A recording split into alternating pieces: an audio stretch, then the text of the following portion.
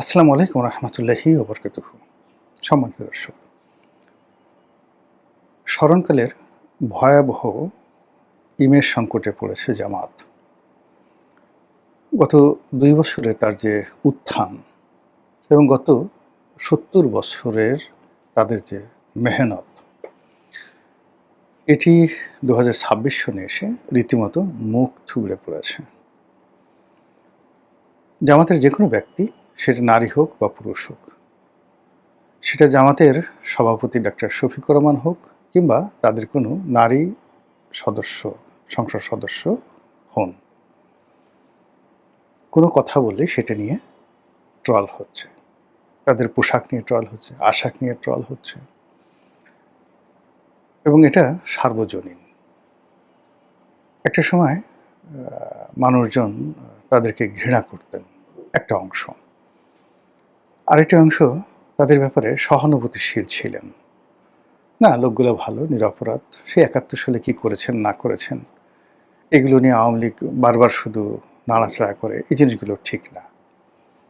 কিন্তু ইউনূস জামানাতে ক্ষমতার একদম চালিকা শক্তিরূপে তারা যে আচরণ করেছে, যে কথাগুলো বলেছে, যে অহমিকা দেখিয়েছে, এবং প্রশাসনের বিভিন্ন স্তরে তাদের যে লোকজন, যাদেরকে তারা দীর্ঘদিন লুকিয়ে রেখেছিল, তারা যেভাবে নিজেদের মুখোশ উন্মোচন করেছেন, যেভাবে বিশ্ববিদ্যালয় ক্যাম্পাসগুলো, তারপর বিশ্ববিদ্যালয়ের যে আবাসিক হলগুলো, সেই হলগুলো তারা যেভাবে নিয়ন্ত্রণ করেছে, মেয়েদের হলগুলো, মেয়েদের বিশ্ববিদ্যালয় এবং বিশ্ববিদ্যালয় কলেজগুলো, সেখানে তারা যে আধিপত্যবাদ দেখিয়েছে, এটি মূলত এককভাবে বিএনপি বা আওয়ামী লীগ কখনো সেটা পারেনি। তো সেই জায়গাতে এখন অনেকটা রিভার্স পরিস্থিতি দেখা দিয়েছে। তাদের সবচেয়ে বড় দুর্গ, যে দুর্গ, সেটি হলো রাজশাহী বিশ্ববিদ্যালয়, এবং সেখানে জানে যে সেখানে ছাত্রলীগ আবার ঢুকে গেছে, এবং সেখানে নির্বাচিত সংসদ মানে ছাত্র সংসদ, সেখানকার যারা নেতৃবৃন্দ, তারা এটি নিয়ে বেশ মারামারি করেছেন, এবং রাজশাহী বিশ্ববিদ্যালয় প্রক্টর অফিসের সাথে সেখানকার যারা ছাত্র নেতৃবৃন্দ রয়েছেন শিবিরপন্থী, তাদের বাক বিতণ্ডা, মারামারি, কাটাকাটি, এবং যাকে বলা হয় তাদের যে অঙ্গভঙ্গি, সশস্ত্র অঙ্গভঙ্গি, দেশীয় অস্ত্রে অঙ্গভঙ্গি, এটি এখন ভাইরাল বিষয়ে পরিণত হয়েছে সারা বাংলাদেশে। এর বাইরে জামাতের কিছু মহিলা কর্মী রয়েছেন।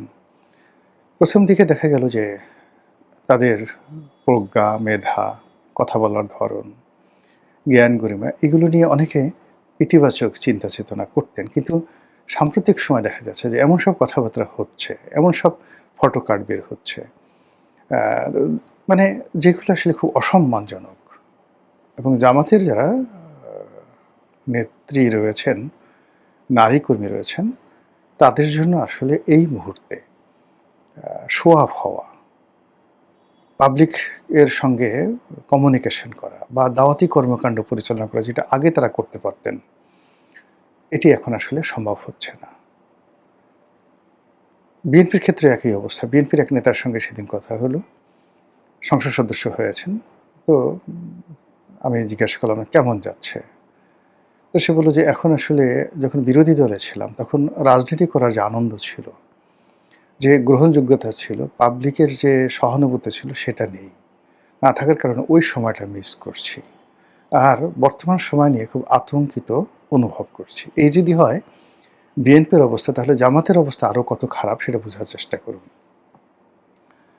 এরপরে যে ঘটনা, সেটা হলো জামাতের বেশ কয়েকজন সংসদ সদস্য, তাদের নারী কেলেঙ্কারি, এরপরে কয়েকজন সংসদ সদস্যর পারিবারিক ছেলে মেয়েদের ঔদ্ধত্যপূর্ণ আচরণ, অশালীন এবং অসভ্য জীবনযাপন, এগুলো ভাইরাল হচ্ছে সারা বাংলাদেশে।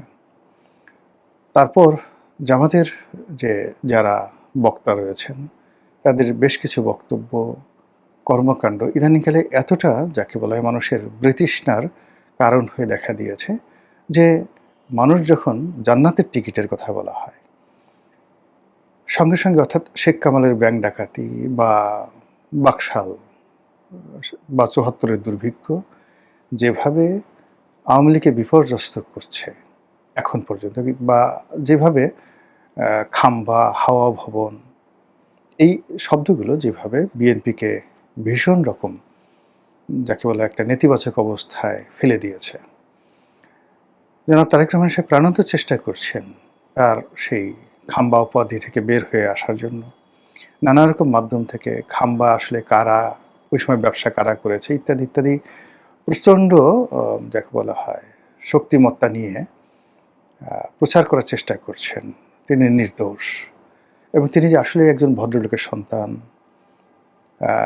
হ্যাভিং এ ব্লু ব্লাড, বংশগতভাবে তিনি, তার মা, তার বাবা ভদ্র, কম কথা বলেন, মার্জিত, এই বিষয়গুলো এস্টাবলিশড করার জন্য একের পর এক ম্যাটিকুলাস ডিজাইন নিয়ে তার যে PR team, public relation team দিন-রাত কাজ করে যাচ্ছেন। প্রতিদিনই একটা না একটা ঘটনা ঘটছে বা ঘটানো হচ্ছে, আমরা বলতে পারি না। যেমন দেখা গেল প্রধানমন্ত্রীর গাড়ির সামনে একজন লোক পড়ে গেল, একটা মহিলার সামনে চলে এলো, উনি গাড়ি থেকে নামলেন, তার সঙ্গে কথা বললেন, মিডিয়াতে খবর।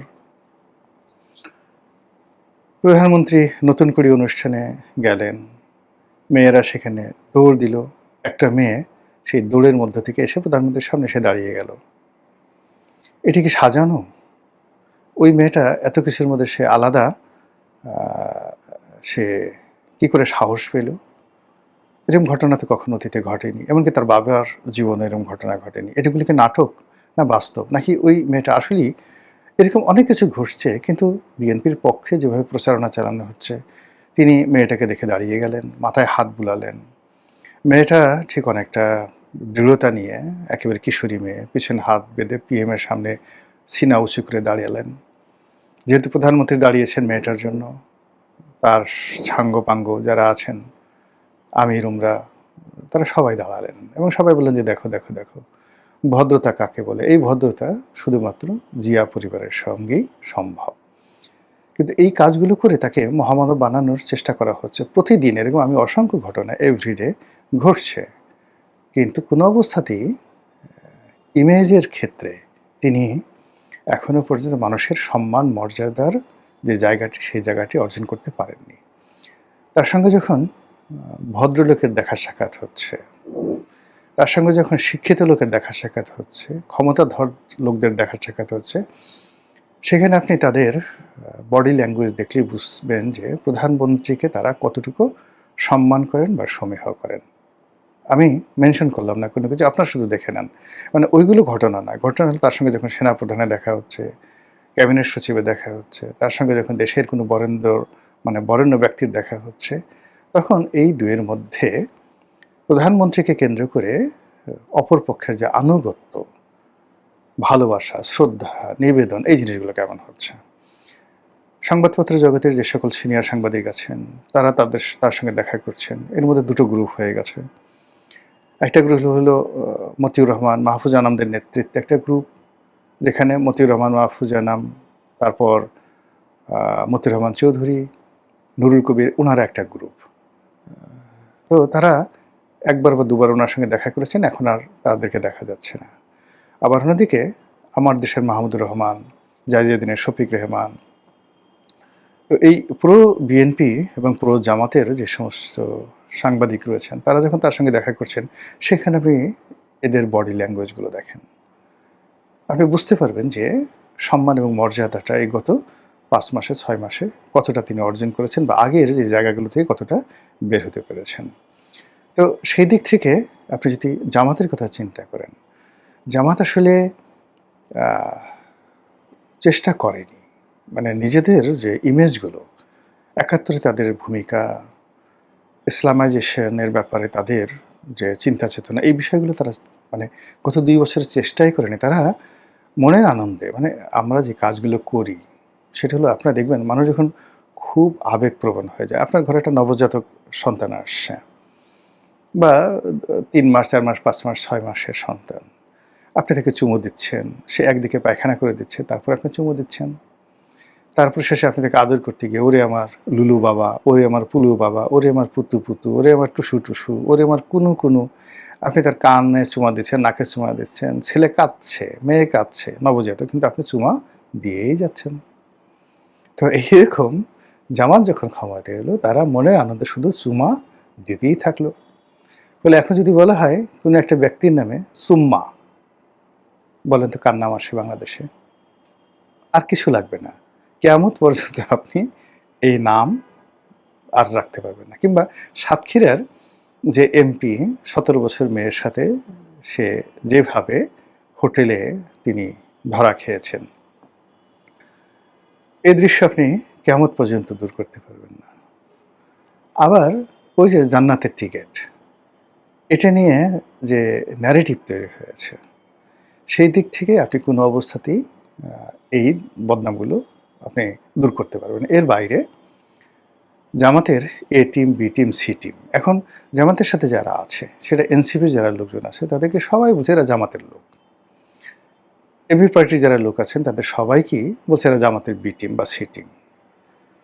এরপরে অন্যান্য মানে আরও নতুন নতুন মুখ, অদ্ভুত অদ্ভুত চেহারা, অভিব্যক্তি, কথাবার্তা, যেগুলো জামাতের দীর্ঘদিনের যে পরিবেশ পরিস্থিতি সেগুলোর সঙ্গে যায় না। এখন জামাত বলতেই তাদের মধ্যে মানে রুহানি আমির হিসেবে বা রুহানি প্রধান হিসেবে পিনাকি ভট্টাচার্যের নাম চলে আসে। জামাতের সবচেয়ে প্রভাবশালী যাকে বলা হয় সেনাপতি, কমান্ডার ইন চিফ বা মার্শাল, আপনি যদি ধরেন তাহলে ইল্লু ইল্লু চলে আসে।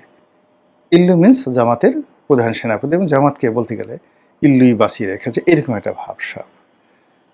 তারপর ইল্লুর যারা ভাই ব্রাদার আছেন, কেউ হয়তো ব্যারিস্টার পদবী, কেউ হয়তো বিভিন্ন পদ পদবীতে আছেন, এদের পোশাক আশাক কথাবার্তা মানে আমাদের এই সমাজ খায় না।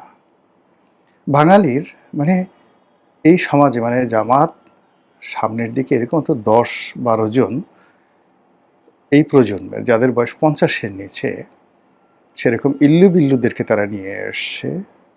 এদেরকে আমাদের সমাজের যারা খেটে খাওয়া মানুষ, রিকশাওয়ালা, মুটে, মজুর, নাপিত, ধোপা, মেথর, আপনি যদি এদের সাথেও মানে এদেরকে বসিয়ে দেন, ওই লোকগুলো মুখ ফিরিয়ে চলে যাবে যে এদের সাথে বসা যায় না, এদের সাথে কথা বলা যায় না, এরা বেয়াদব, এরা অপদার্থ, এরা চরিত্রহীন, এরকম একটা ন্যারেটিভ তৈরি হয়ে গেছে।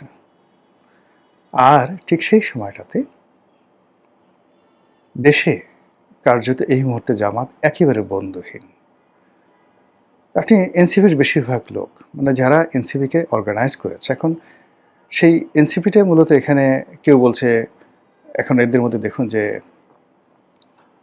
এক গ্রুপ বলা হচ্ছে যে এরা আওয়ামী লীগের গুপ্ত, স্পষ্টই নাহিদ এবং সার্জিসকে, নাহিদ না মানে এখানে হাসনাত আবদুল্লাহ এবং সার্জিসকে আওয়ামী লীগের গুপ্ত বলা হচ্ছে, নাহিদকে বলা হচ্ছে শিবিরের গুপ্ত, মাহফুজকে বলা হচ্ছে হিজবুত তাহরিরের লোক।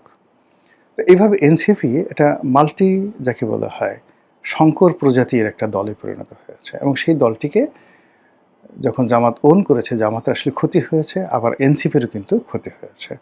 ফলে এটা আগামীতে তাদের জন্য একটা আযাব এবং গজবের কারণ হয়ে দেখা দেবে দুটো দলের জন্য। আবার এই নির্বাচনে জামাত থেকে বের হয়ে এসে এই যে এবি পার্টি যখন গঠিত হলো, প্রথম দিকে তাদের একটা স্বতন্ত্র বৈশিষ্ট্য ছিল, কিন্তু গত নির্বাচনে জামাতের সাথে ঐক্যবদ্ধ হওয়ার ফলে জামাতের যে উপকার হয়েছে বা এবি পার্টির উপকার হয়েছে কেউ বলতে পারবে না, নো ওয়ান। কিন্তু এই দুটো সংগঠনে কিন্তু ১২টা বেজে গেছে। জামাত এনসিপিকে মানে এবি পার্টিকে বিশ্বাস করে না, এবি পার্টিও জামাতকে বিশ্বাস করে না। এখন আর টোটাল যে জামাতকে কেন্দ্র করে যে ১০টা না ১১টা দল আছে, তাদের সঙ্গে আর যা হোক বিএনপি জোটের কোনো সম্পর্ক নেই। অন্যদিকে জামাতের যে সকল বন্ধু ছিল দেশের বাইরে, পাকিস্তান, চীন, তুরস্ক, সৌদি আরব, এই দেশগুলোর সাথেও তাদের সম্পর্কটা আগের মতো নেই। সব মিলিয়ে এই যে সময়টা যাচ্ছে ২০২৬ সনের জুলাই মাসের শেষ সপ্তাহ, আগস্ট মাস ভয়াবহ, ভয়ালো, শোকার্ত আগস্ট মাস সামনে। তারপরে সেপ্টেম্বর। কেমন হবে জামাতের রাজনীতি? জামাত কিভাবে সাস্টেইন করবে? কিভাবে ঘুরে দাঁড়াবে? এটাই এখন দেখার বিষয়। মহান আল্লাহ আমাদের সবাইকে হেদায়েত দান করুন, হেফাজত করুন। আসসালামু আলাইকুম ওয়া রাহমাতুল্লাহি ওয়া বারাকাতুহু।